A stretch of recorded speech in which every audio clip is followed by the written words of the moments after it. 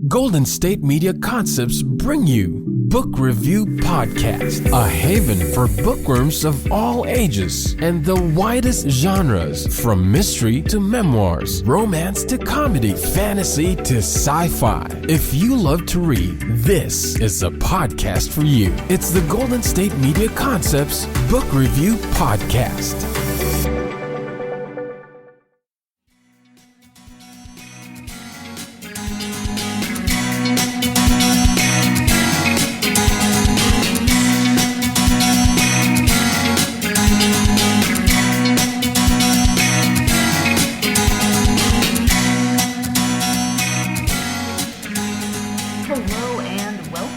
GSMC Book Review Podcast, brought to you by the GSMC Podcast Network. I am your host, Sarah. I am so happy to be with you on another Tuesday to bring you another author interview.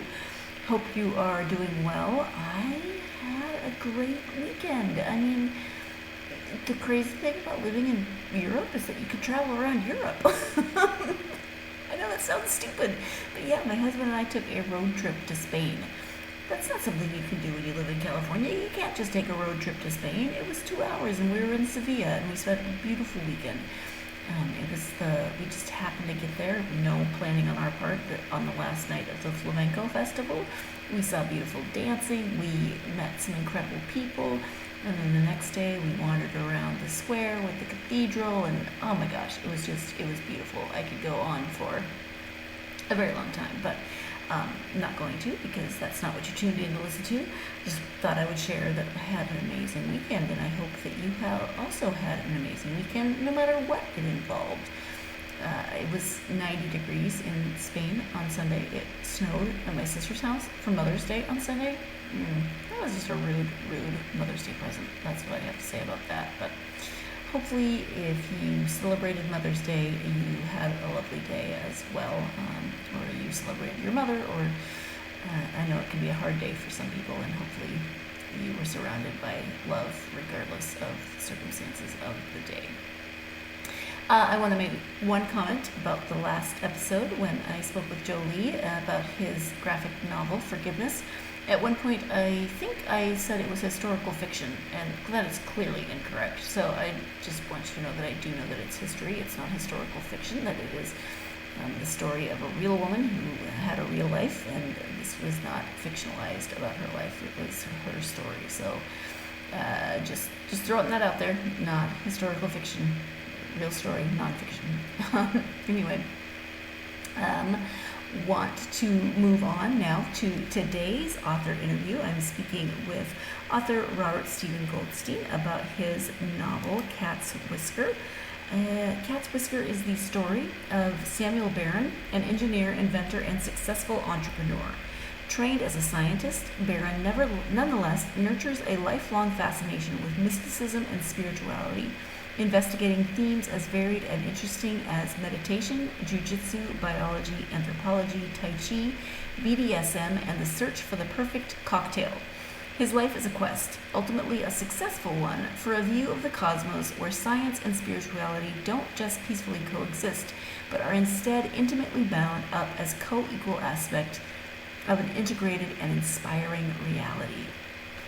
So that is the description of Cat's Whisker by Robert Stephen Goldstein. And I mean, that packs a lot into just a few sentences, right? I mean, just the themes that this main character explores, from everything from jiu-jitsu to BDSM, is quite the eye-catching statement, right? If that doesn't catch your attention, I don't know what will. But this is a novel. It is finding that place where science and spirituality mesh, because they aren't mutually exclusive. Science is really they have so many connections. I'm not making full sentences right now, but they do have so many connections, and Robert really explores those connections and where they come together and how they aren't necessarily mutually exclusive, but that oftentimes spirituality and science are two sides of the same coin, where science sometimes proves things that spirituality kind of knew in its gut all along, right? So it is. It's a novel, but it really does explore both sides of those topics. Where where do we rely on science? When do we rely on spirituality? How do we manage to have them coexist within our beings, within the way we view the world, how we view the world, how we factor in events of the world or things. Is it belief? Is it fact? Is it science? Is it spirituality? All of those questions get asked and attempted to be answered within this novel. So let's go ahead and turn to that interview with Robert so he can tell you more about the book and his inspiration for the story and the characters. Again, the novel is called Cat's Whisker. The author is Robert Stephen Goldstein. Hi, Robert. Welcome to the podcast. Hi, Sarah. Thank you so much for having me. Thank you for being here. We are going to be discussing your novel, Cat's Whisker. Before we talk about the book, though, if you could share a little bit about yourself so my listeners can get to know you a little bit better, that would be wonderful. Okay. My name is Robert Stephen Goldstein. I'm the author of 4 novels. I live in San Francisco, and I've lived here for pretty much my entire adult life, but I grew up back in New York City. I was a healthcare executive in information technology for a good number of years, but I retired early at age 56 to become a writer. And the only other thing I'll mention is that I have a personal spiritual discipline that I've practiced for over 50 years, and that's comprised of yoga, meditation, and vegetarianism. Okay, and that actually plays into the novel, so I'm sure we'll talk a little bit more about that as the conversation progresses. Terrific.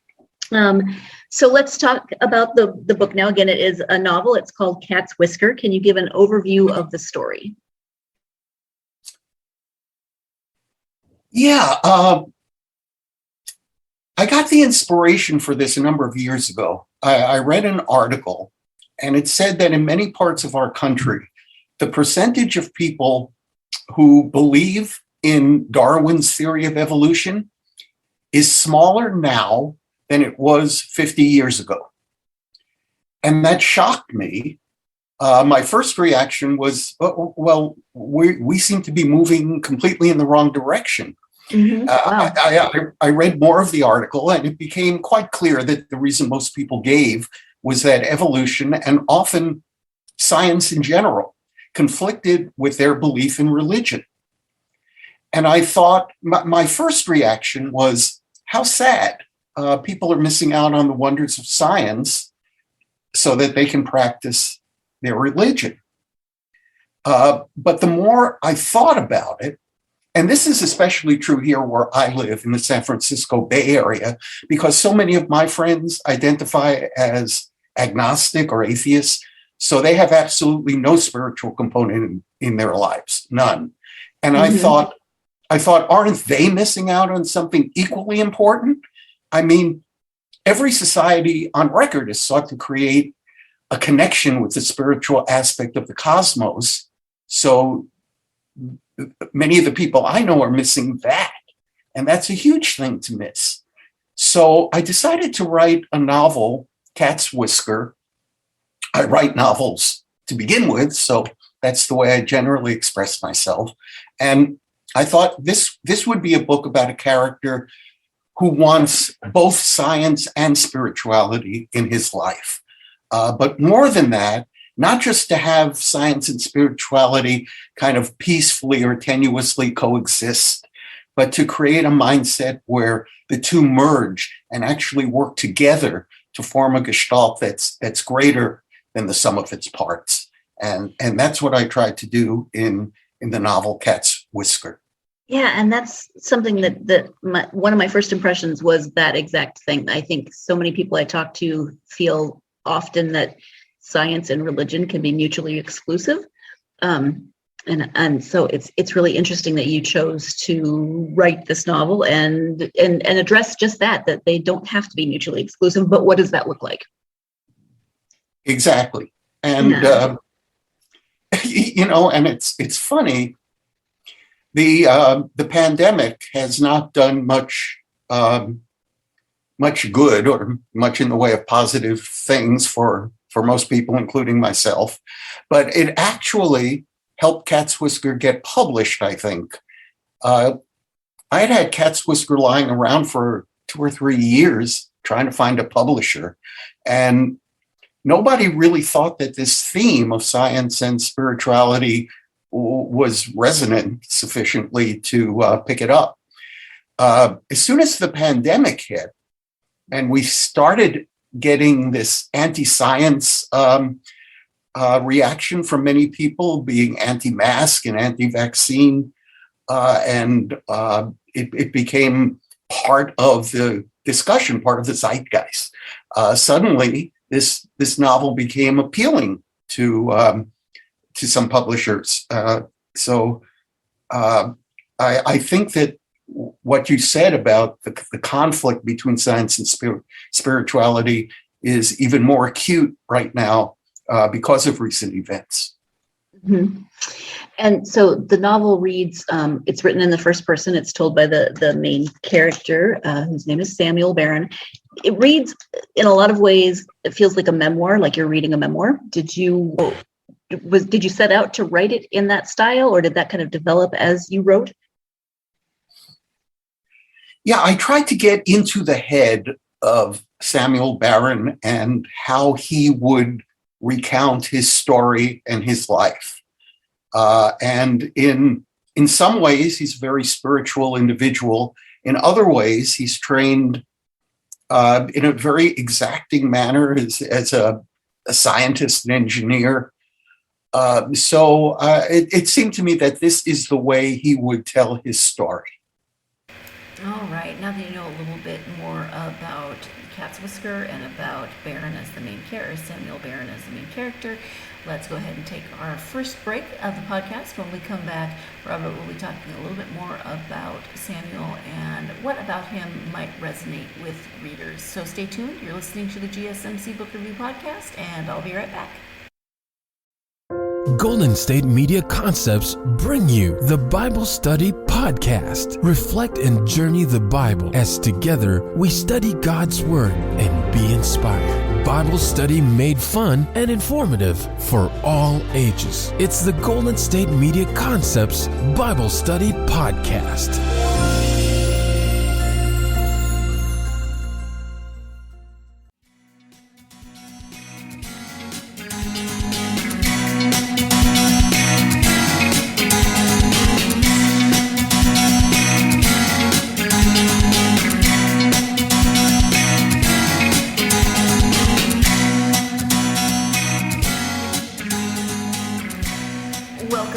GSMC Book Review Podcast. I am speaking today with author Robert Stephen Goldstein about his novel, Cat's Whisker. Let's go ahead and return to that interview. Yeah, and so can you talk a little bit more about Samuel as that main character and that story? What do you think will resonate with readers about Samuel and his story? Yeah, Samuel Barron, yes. For me, he was a very interesting character to write about. As I mentioned, by trade, he's a scientist and engineer, and he's also a successful businessman. But the thing is with him, he wants both aspects. He wants both very badly. He wants to live a material life, to enjoy the pleasures of the flesh, to be successful. But he also, and this is a yearning in him from the time he's a young boy, he's drawn very, very powerfully to the spiritual side, the mystical aspect of the universe. And I think there are many people in our world today who would like to have a strong spiritual path that fits with our modern lifestyle and with the advances of science. So I think that those people would identify with Sammy, and that's really what the book is about. Slightly off subject, but I was wondering, so the very first chapter talks about Sapphire, and Sapphire comes up more. The book is also dedicated to Sapphire. So is Sapphire based on an actual dog? Yes, Sapphire is based on a dog. She actually passed away while I was writing Cat's Whisker. Oh, I'm sorry. And she was 18, or she was almost 18. So she had lived a long life. And I wanted her to live on those pages. So every other novel I've written, I've dedicated to my wife. And I actually asked my wife's permission if I could dedicate this one to Sapphire. And my wife had read early versions, early drafts, and she said, you have to dedicate it to Sapphire. That's the only appropriate thing to do. Oh, I love that. Well, and I don't know, I think it's just so appropriate because just our relationship with animals sometimes can really lend itself to our concept of spirituality. So very much so. They don't have the intellect blocking their pathway, do they? Yes, yes. In terms of research, did you do any particular types of research for the book, whether on the science side or the spiritual side? Most of my research, I did a bit on each, but most of my research for Cat's Whisker was in matters scientific. Things like evolution, the Neanderthal tribes of early humans, plant neurobiology, birds and dinosaurs. And you know, Sarah, when you really immerse yourself in that sort of thing, the wonders of science can seem to you to be every bit as moving and seemingly miraculous as the stories in the Bible. But I don't, and just to go off on a slight tangent here, I don't, and Sammy doesn't either. I don't want to downplay the importance of Bible stories in our culture. I think they're central to who we are and how we see ourselves in the world. At their heart, I think they set up the duality that all of us, in a sense, live with. That while there's an aspect of the cosmos that we can measure and test and predict and subject to scientific and mathematical laws, there appears to be another part, a mystical, spiritual aspect of the cosmos, a non-rational aspect, if you will. And that aspect has always been better explored through stories, fiction, poems, art in general, music. So in this book, I'm trying to use literature to examine both of those aspects. And the research helped me do that. So in terms of that, from examining this relationship with science and spirituality, what do you hope readers might take away from the book? Well, first and foremost, I hope readers enjoy the book. That's really the primary duty of a writer, I think, to supply a book that's engrossing and keeps the reader's interest. Personally, I work very hard on that aspect in Cat's Whisker because I realize that at heart, it's a heavily thematic book. It's delving into things intellectual, and I wanted readers to find the book enjoyable enough to stay with it. Readers are not going to get anything out of your book if they can't stick with it and they just toss it aside. So I worked hard on that. So I'm hoping that for readers, this whole exploration of the apparent conflict between spirituality and science can be explored in a way that's engaging and fun. And if I succeed at that, maybe it will give people a few clues for their own path in terms of reconciling those into a gestalt that really works for them and combines the two in a seamless and powerful way. And how about characters when you're writing? And so this is from Samuel's point of view, and I know you said you really wanted to get into his mindset, but did you have a really good picture of Samuel before you started writing? Did he develop more as you wrote? How does that usually work for you in terms of character development? That's a great question. I think all writers approach these things quite differently. I personally go in with a few characters who are pretty firmly set in my mind, although they certainly grow and take on their own life as I write. But I go in with just the barest high-level outline of the story, a few high points I want to hit, and I just start writing. And my best ideas always come while I'm actually writing. So a lot of Cat's Whisker took shape as I wrote it. And Sarah, you've probably heard other writers say this to you, but it's really true. And this happened a great deal during Cat's Whisker. Characters appear and whom you may not have expected to appear.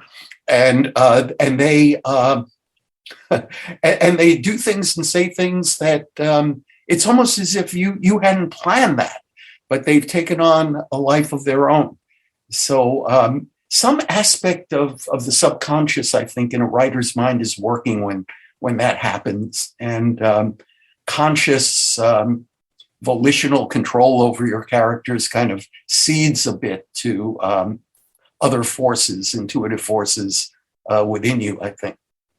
And see, I love that, because as you talked about that, I was thinking, yes, a lot of authors have said that very same thing. But when you're writing a book that talks about science and spirituality, I feel like this is so apropos, because I'm sure there's a scientific reason for why characters do things while you're writing, something to do with your subconscious and that coming out. But it's also very spiritual. Like you have this set path, but something else nudges you in a slightly different direction on that path. It just, yes. I don't know, I'm not making a lot of sense, but I just thought it was really interesting that those kind of combine in character development. No, I agree completely with that. And, we have connections with parts of ourselves and with others that are inexplicable scientifically. It's always somewhat amusing to me when I read that, scientists have done numerous experiments trying to either prove or disprove the existence of ESP, clairvoyance, and that sort of thing. Mm-hmm. And I don't think that that's part of the measurable or scientifically explorable aspect of the cosmos. It's existing on this kind of non-rational, spiritual or mystical plane that you just referenced. And so repeatable kind of experiments are not going to work with that. I know if I look in my own life, I've had some very powerful experiences of knowing the exact moment that somebody passed away, for instance, even though they were thousands of miles away, and I had no idea that they were about to pass away. Now, you can't, that's not the kind of experiment you can duplicate in a laboratory. Mm-hmm. Yeah, exactly. It's surrounded by so much emotion and passion and kind of love and power. And so, yeah, I agree with you that it's happening on a plane that is not necessarily measurable or understandable. Yeah, it's definitely a conversation that could go on for much longer than probably the length of the podcast would allow, but something to think about. As you ponder that, we are going to take our second break of the podcast. When we come back, more from Robert about Cat's Whisker, so stay tuned. You're listening to the GSMC Book Review Podcast, and I'll be right back. Tired of searching the vast jungle of podcasts? Now listen close and hear this out. There's a podcast network that covers just about everything that you've been searching. Hey! The Golden State Media Concepts Podcast Network is here. Nothing less than a podcast bliss with endless hours of podcast coverage. From news, sports, music, fashion, cooking, entertainment, fantasy, football, and so much more. So stop lurking around and go straight out to the Golden State Media Concepts Podcast Network. Guaranteed to fill that podcast itch. Whatever it may be. Visit us at www.gsmcpodcast.com. Follow us on Facebook and Twitter, and download us on iTunes, SoundCloud, and Google Play.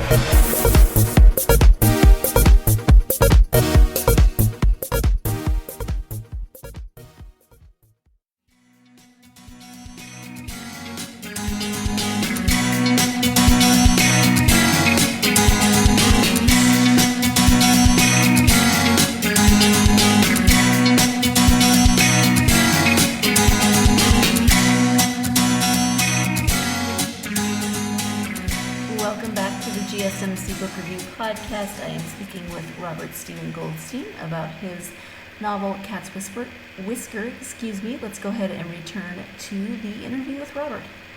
In terms of, again, Samuel as the main character and maybe other characters or storyline, I know that just from what you mentioned when you were talking about yourself a little bit, you grew up on the East Coast, moved to San Francisco. You've had a spiritual journey as well.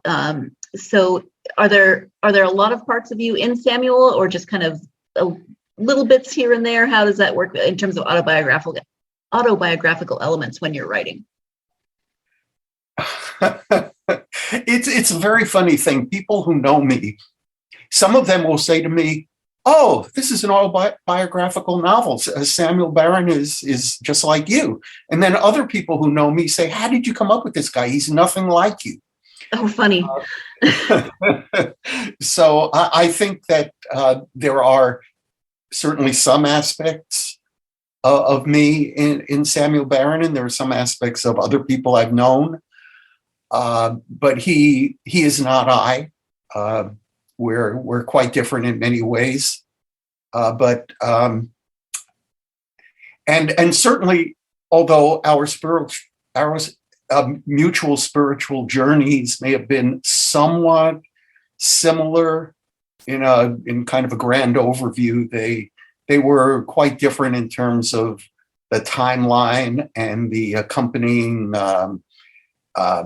real life incidents and things that he delved into versus I delved into. He was a practitioner of the martial arts for a great deal of his life. That's not something I've ever done. I've practiced yoga for most of my life, which is quite different.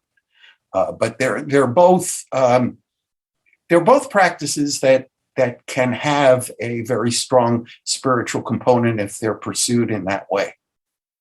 Yes, through movement and those sorts of things, just different kinds of movement.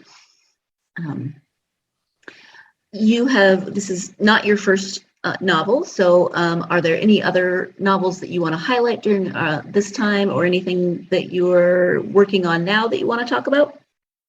I have a novel coming out in June. Okay. Called Will's Surreal Period. It's quite different from Cat's Whisker in that it's a much lighter, funnier, more plot-driven book. It's about the sometimes humorous and sometimes emotionally wrenching machinations of an eccentric and dysfunctional family that's trying to figure out how to mend lots of old wounds. And I'm happy with the book. It comes out in June, as I said. And you mentioned that Cat's Whisker is in first person, and Will's Surreal Period is my fourth novel, but curiously, it's the first one that I decided to write in third person. And so it was a very interesting book for me to write from that point of view. And I think I made that decision because unlike, say, Cat's Whisker, which has one very, very strong character, and you see the other characters in the book who are interesting as well, but you see them all through Sammy's eyes, through Sammy's perception. Will's Surreal Period has a kind of ensemble cast of characters, so different segments are told through the point of view of different characters, and you get it's a different way of telling a story, and I found it quite interesting as an author to do that. So that's the book I'm working on now. Well, that's the book that's coming out. I am working on a fifth book now, but it's pretty too nascent to say much about.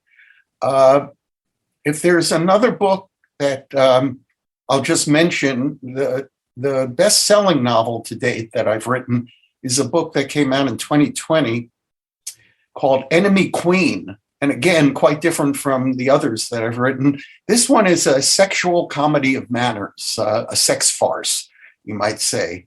It's very funny. It's quite wicked, and very, very different from Cat's Whisker. So well, yes. I mean, I'm laughing just at the broad range of topics, from a sex farce to this story of spirituality and science to more of, exploring through dark humor, dysfunctional families. That's very eclectic. I like it. Well, I like it too.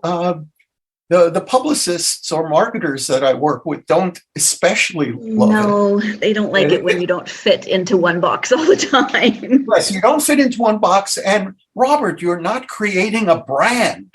Right. And, well, I'm not in any way comparing myself to Shakespeare, but if you look back, Shakespeare wrote madcap, silly comedies. He wrote tragedies where, dead bodies are strewn about the stage. He wrote histories. He wrote beautiful sonnets. Yep.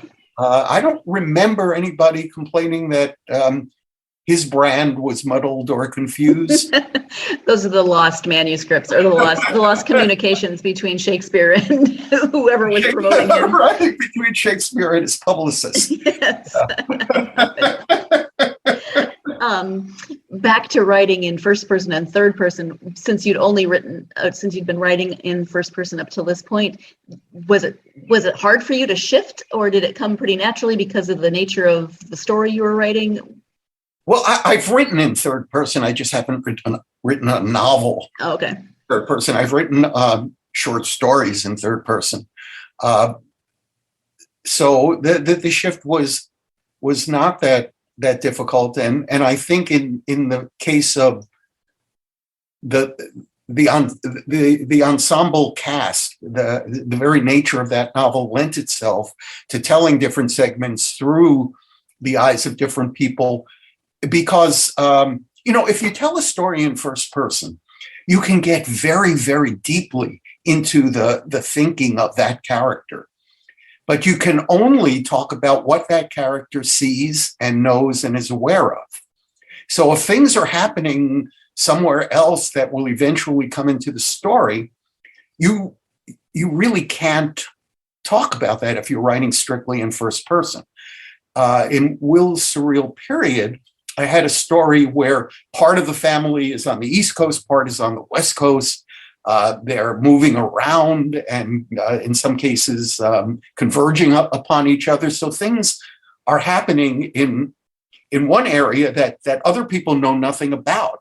So just to tell the story effectively and amusingly, you jump around and you're telling what's happening. And I think it's kind of interesting for the reader to know all these little things that are happening that no single character in the book is aware of, but it's all going to come together and either mesh or explode at some point. And you as a reader are aware of that, and you can make your own guesses and anticipate how it may turn out, but none of the characters in the book are quite aware of that. Mm-hmm. Which is always interesting, because you're like, that's when we as readers start yelling at characters because we know more than they do. Yeah. I'm not the only one that does that, right? I'm not the only one that yells at the characters in my book. Maybe not even out loud, sometimes out loud, but it's frustrating when you are reading a book and you know what's going on, but the character doesn't know what's going on, and you just want to say, stop it, or do this, or why are you being so dumb? I can't be the only one. No, I know I'm not the only one. Anyway, time for our final break of the podcast. When we come back, more with Robert. Stay tuned. You're listening to the GSMC Book Review Podcast, and I'll be right back. Golden State Media Concepts Sci-Fi Podcast. Together we dive into the world of sci-fi and science fiction. From episodes of Star Trek, Star Wars, to The Walking Dead, Resident Evil, all the hot new science fiction movies from the back doors of Marvel or DC. The Golden State Media Concepts Sci-Fi Podcast. You'll never look at science fiction the same way again.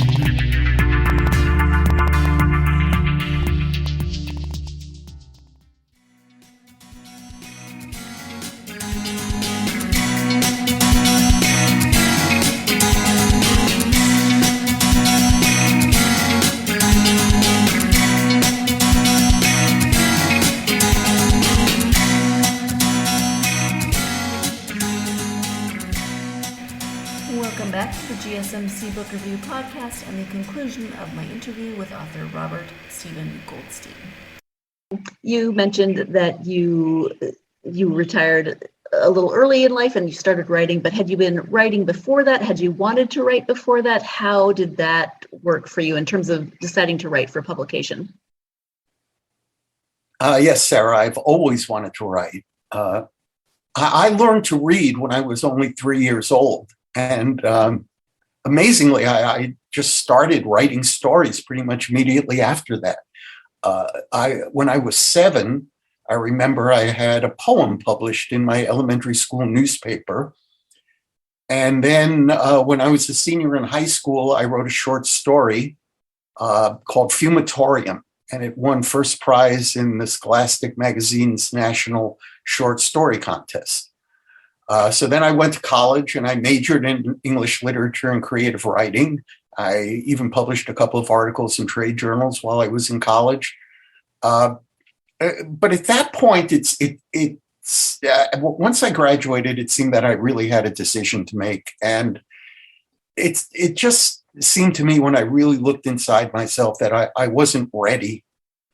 And I knew it. I hadn't lived. I didn't have the confidence, the maturity, the self-discipline, or especially the wisdom, the life experience and wisdom that I knew I needed to write the kind of books that I wanted to write. So I started working and I made a pact with myself that I'd work hard, I'd live frugally, I'd invest wisely, and I'd retire as early as I can and write novels without worrying how many copies they sold. I could write what was really in my heart and what I wanted to express. Anytime I shared this strategy with anybody, pretty much everyone I knew told me that it was a lousy strategy and it would never work. They all said I'd never save enough money to do it, but even if I did, that I surely would have lost the internal fire to write by the time I was that old. But as you mentioned, and as I said earlier, I did retire at age 56. And I suppose by some people's standards, I'm old now. I'm 70. And I haven't lost that fire yet. I'm working on my 5th novel. So I suppose in retrospect, the strategy that I chose worked for me. I'm not necessarily saying that it's a strategy that I'd recommend to other people. I am by nature a very patient, tenacious person who sticks to a plan. I don't know many people who necessarily share those traits, but this strategy worked for me, and I'm really happy now. I'm writing. I'm living the life of a writer. But I took the time before retiring to make sure that I could live okay without making money off the books, off the novels. I'm by no means wealthy, but I'm my wife and I are comfortable. We have a nice home in San Francisco. We have a beautiful dog, and we're happy people. It's not very spiritual, but do you ever just want to say, see, I told you so?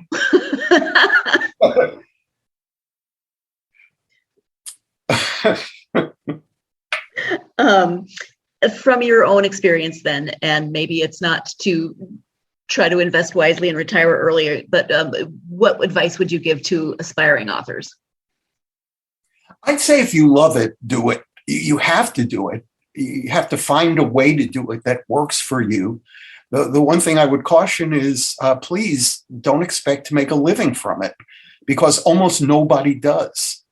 You can look at some of the best writers out there who are writing literary fiction now, people whose names you recognize, people who've won prestigious awards. And if you look into their lifestyles, pretty much every one of them is making a living doing something other than writing fiction. Most of them are professors teaching English or creative writing. I know one or two own bookstores. Some are journalists. But, aside from Stephen King and Danielle Steele and people like that, there are really very, very few people who earn a living writing novels. So if you're realistic about that aspect of it and you find a way that works for you, I think it makes the whole endeavor more feasible and approachable. But as I said, if you love it, you have to do it. So please do it. Mm-hmm. I noticed that of the people I've interviewed, journalists and lawyers seem to be the top two other careers that people have either while they're writing or before they write. Yeah, a great many attorneys go on to write kind of courtroom thrillers, and don't they? Yeah, that's true. Yeah. When you take the time to read for yourself, then, who are your authors and genres that you tend to turn to? I read some new stuff. I try to keep up, but I read a lot of older stuff. I'd say that the writers who have influenced me the most have been, John Steinbeck, Herman Hesse, Charles Dickens, John Irving. Oh, and a fellow almost nobody remembers now, named Jerzy Kosinski, who wrote some amazing stuff back in the 1960s and 70s. Does that name ring a bell with you? I want to say slightly, but I couldn't tell you anything about that author. Yeah, almost nobody remembers him anymore. He wrote Steps, Painted Bird, Being There.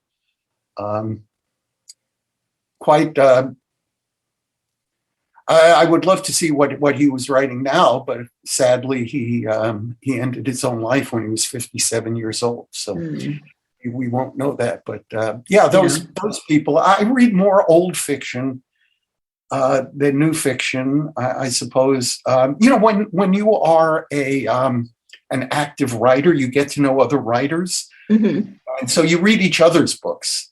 So I read books by many people that the people listening probably have not heard of, because we're authors who publish with independent presses, and we support each other, and it's you read some pretty interesting stuff that way too.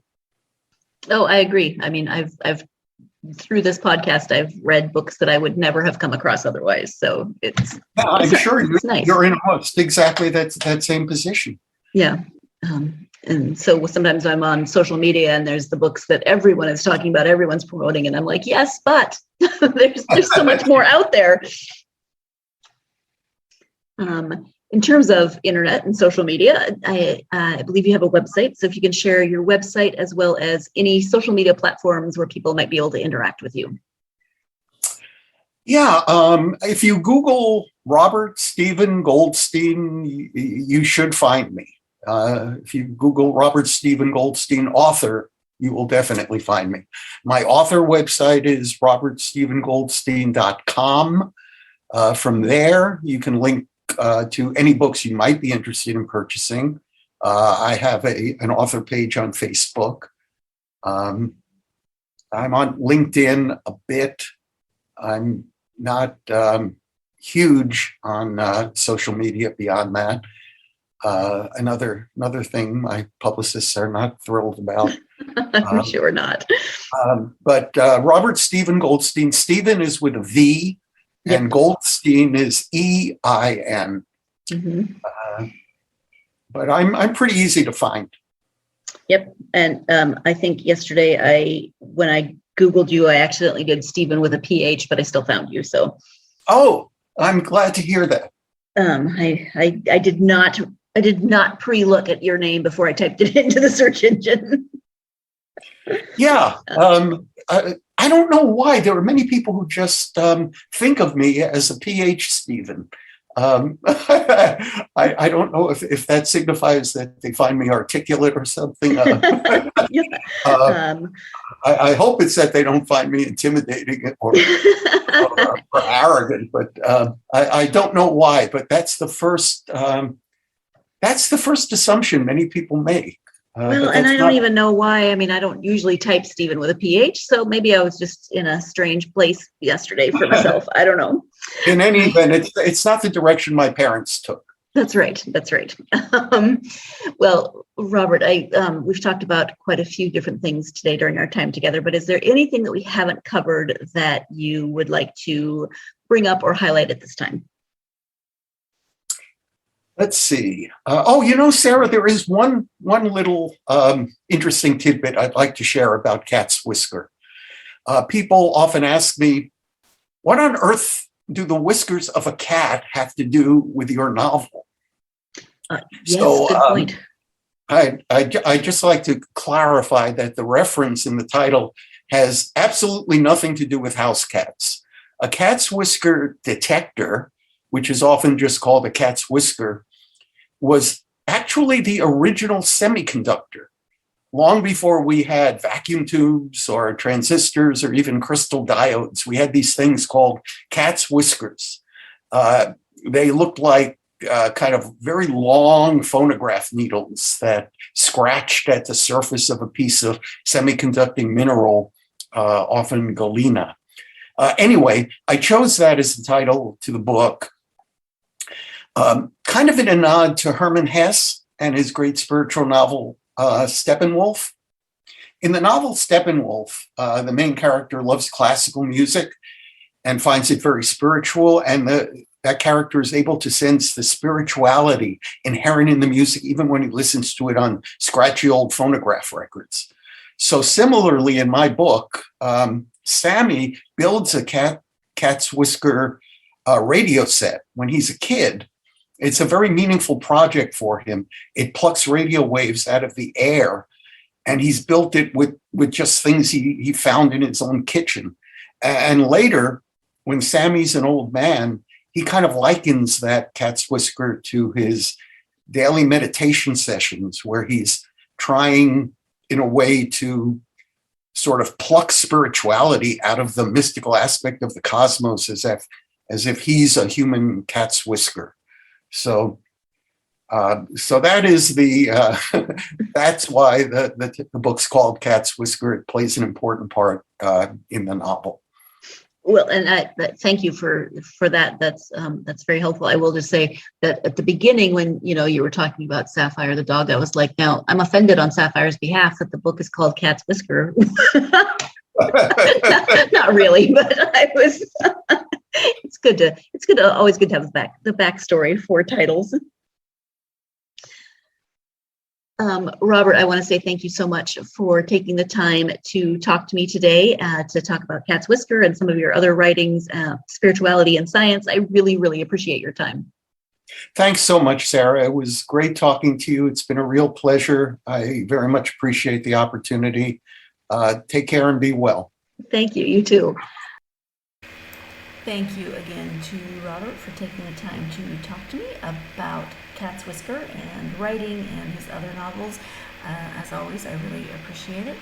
I hope that you enjoyed the interview and that you'll maybe check out Cat's Whisker if you're interested, especially in science and spirituality, either one or the other or both, and just see what you think of the main character's journey through both of those subjects.